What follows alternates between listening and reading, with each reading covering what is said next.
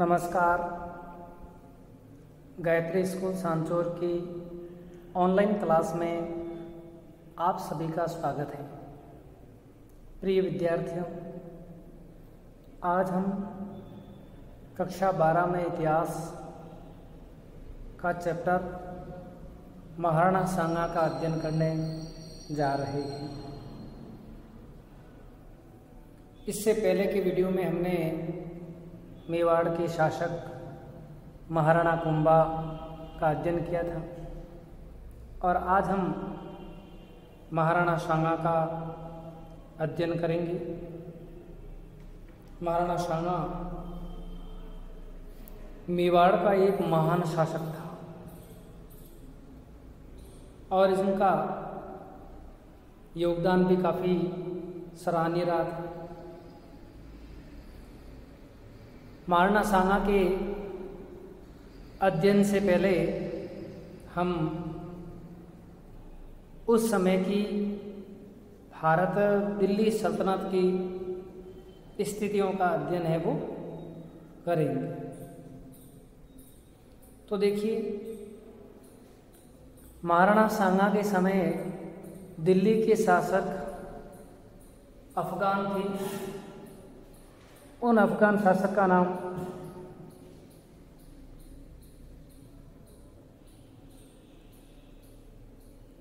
इब्राहिम लोदी था। इब्राहिम लोदी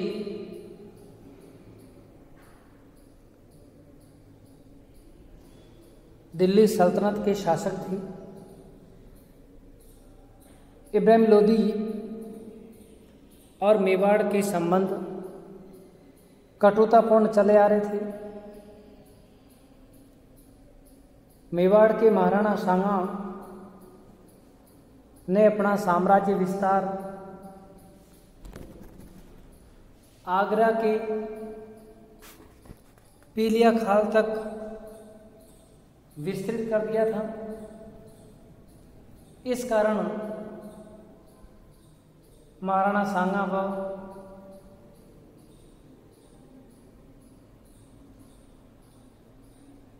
इब्राहिम लोदी के मध्य संबंध कटुतापूर्ण थे।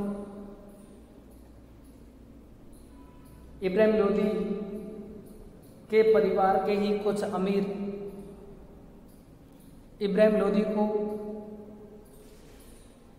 दिल्ली की सल्तनत से हटाकर स्वयं गद्दी प्राप्त करना चाहते थे और इसी कारण उन्होंने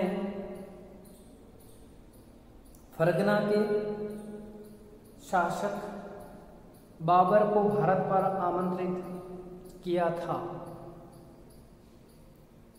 प्यारे विद्यार्थियों, इस बाबर का भारत में महत्वपूर्ण स्थान है। इसी बाबर ने भारत में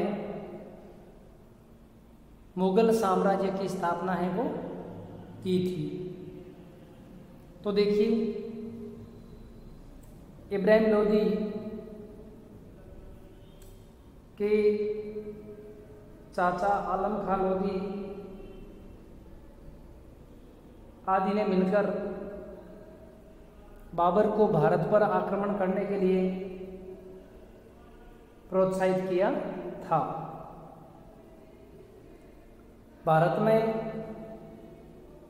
मुगल साम्राज्य की स्थापना 1526 ईस्वी में बाबर द्वारा की गई थी। बाबर का जन्म 1483 ईस्वी में फरगना नामक स्थान पर हुआ था। बाबर के पिता उमर शेख मिर्जा की ओर से बाबर तैमूर वंश का 5वां वंशज और उसकी मां कुतलू गनीकार खानम चंगेज खान के वंश से 14वीं थी। अर्थात बाबर की नसों में मध्य एशिया के दो बड़े राजवंशों का रक्त था।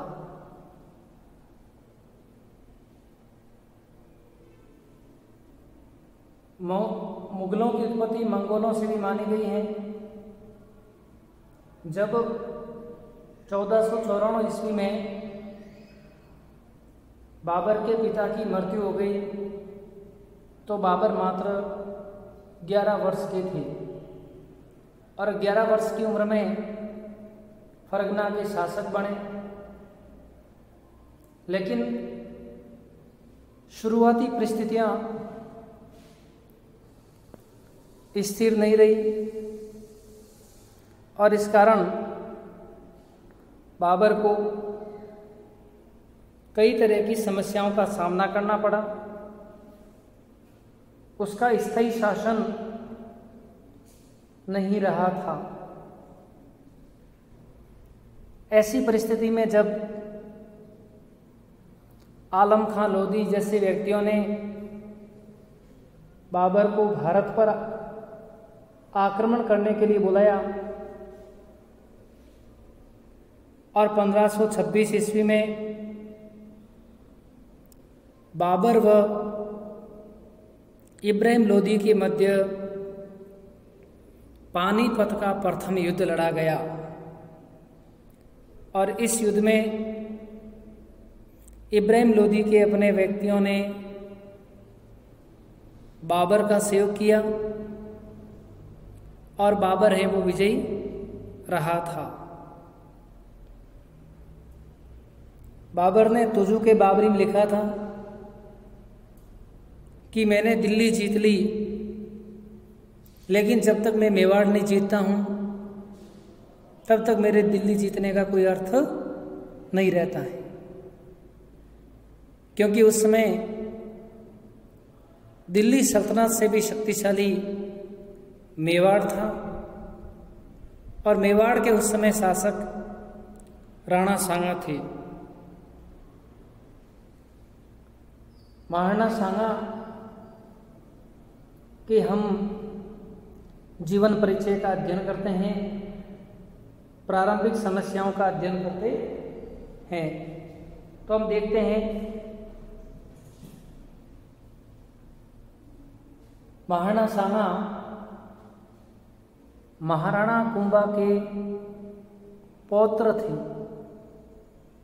इनके पिता का नाम रायमल था। महाराणा सांगा 27 वर्ष की आयु में मेवाड़ के शासक बने। ये मेवाड़ के महाराणाओं में प्रतापी शासकों में माने जाते हैं। अब महाराणा सांगा के सामने जो परिवार संबंधी राज सिंहासन को लेकर के समस्या उत्पन्न हुई थी उनका हम अध्ययन है वो करते हैं। तो देखिए, मेवाड़ के महाराणा रायमल के 3 पुत्र थे,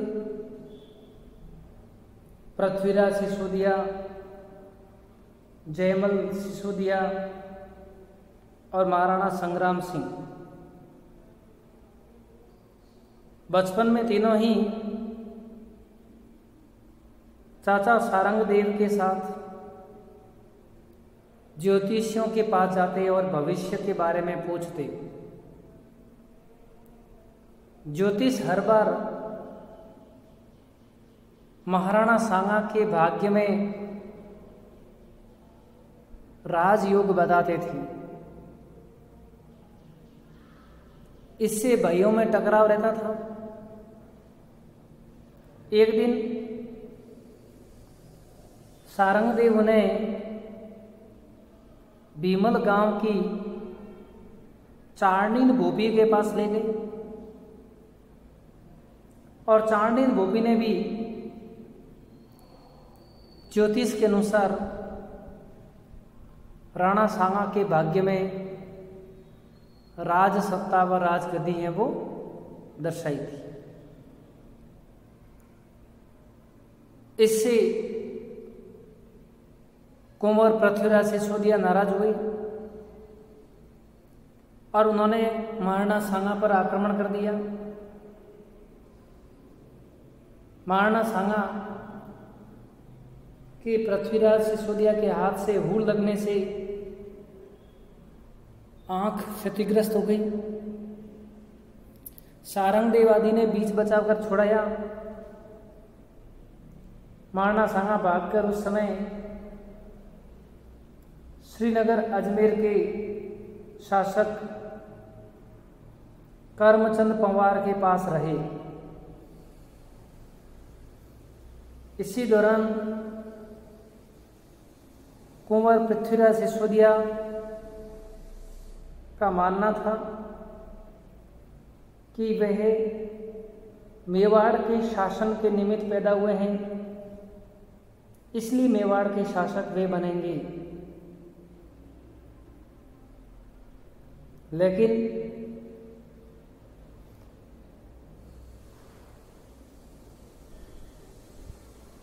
उनकी मृत्यु हो जाती है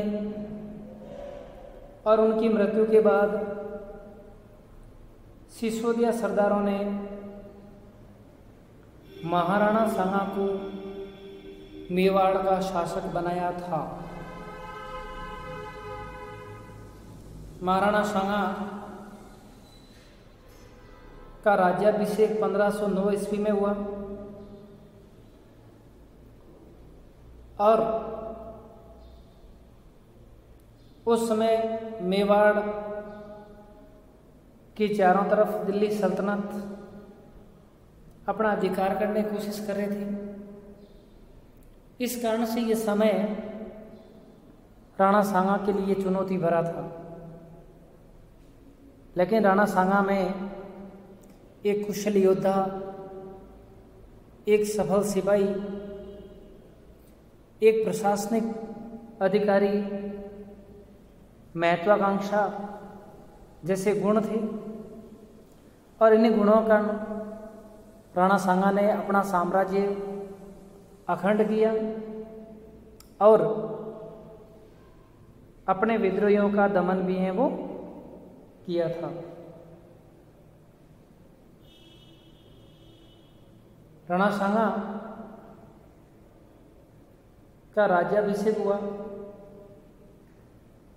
उसके बाद गुजरात के सुल्तान व राणा सांगा के मध्य में संघर्ष होता है।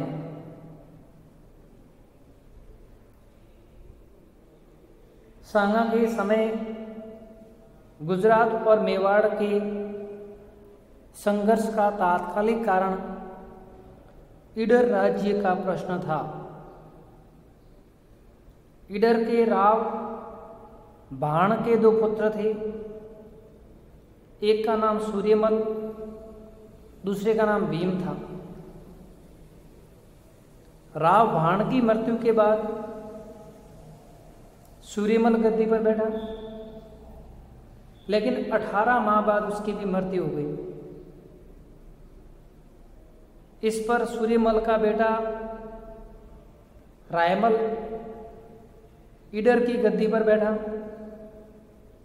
और रायमल के अल्पायु होने का लाभ उठाकर उसके चाचा भीम ने गद्दी पर अधिकार कर लिया। रायमल ने मेवाड़ में शरण ली, जहां महाराणा सांगा ने अपनी पुत्री की सगाई उसके साथ कर दी। 1515 ईस्वी में रायमल ने महाराणा सांगा की सहायता से भीम के पुत्र भारमल को हटाकर ईडर पर पुनः अधिकार है वो कर लिया। भारमल को हटाकर रायमल को ईडर का शासक बनाया। इससे गुजरात का सुल्तान मुजफ्फर नाराज हुआ, क्योंकि भीम मुजफ्फर के अनुसार ईडर पर शासन करता था। इससे नाराज गुजरात के सुल्तान मुजफ्फर ने अहमदनगर के निजामुल को आदेश दिया कि रायमल को हटाकर भारमल को पुनः गद्दी पर बैठा दें।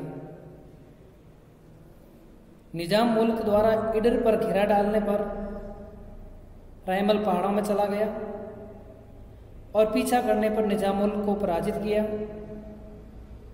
और ईडर के आगे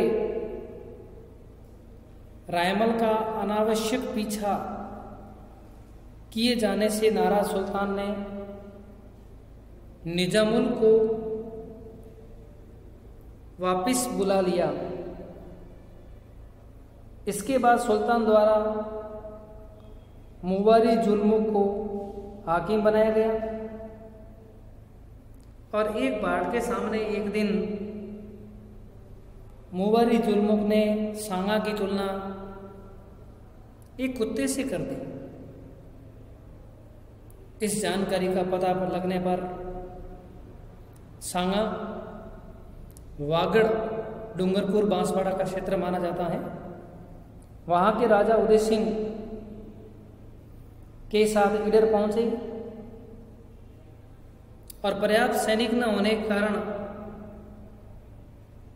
मुवारी जुल्मुक ईडर छोड़कर अहमदनगर भाग गया।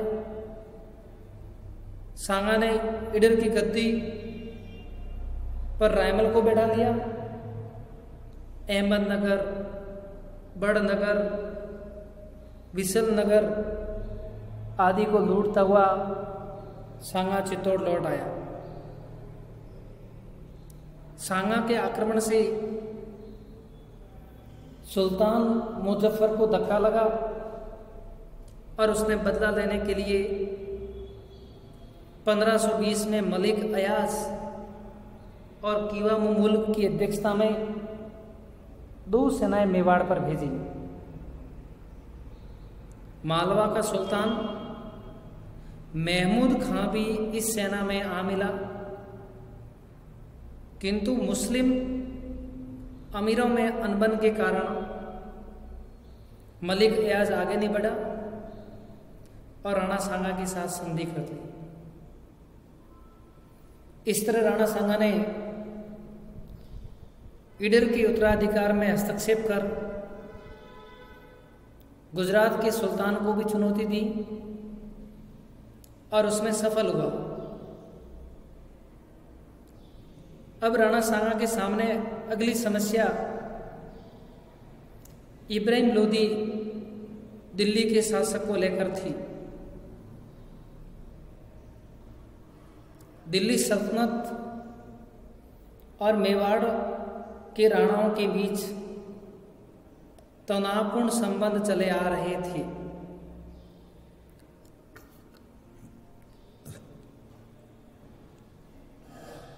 सांगा ने सिकंदर लोदी के समय से ही दिल्ली सल्तनत के इलाकों पर अधिकार कर दिया था और महाराणा सांगा उनसे संघर्ष करने को तैयार थे। जब दिल्ली के शासक इब्राहिम लोदी बने तो महाराणा सांगा और इब्राहिम लोदी के बीच 1517 ईस्वी में खातौली का युद्ध लड़ा गया और इस युद्ध में महाराणा सांगा विजयी हुए। 1518 ईस्वी में बांडी धौलपुर का युद्ध लड़ा गया। इसमें इब्राहिम लोदी के सेनापति मियां मक्खन व राणा सांगा के बीच लड़ा गया। इसमें भी राणा सांगा विजयी हुए। 1519 ईस्वी में गागरोन का युद्ध लड़ा गया और यह युद्ध मालवा के महमूद खिलजी द्वितीय व राणा सांगा के बीच चंदेरी के मेदिनी राय को लेकर हुआ था और राणा सांगा ने चंदेरी के मेदिनी राय का साथ दिया, विजय दिलाई और उन्हें गागरोन की जागीर भी है वो सौंपी थी। इस तरह राणा सांगा लगातार युद्धों में विजित हो रहे थे।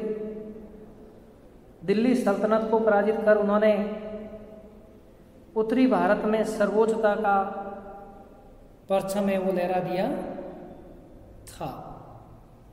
धन्यवाद।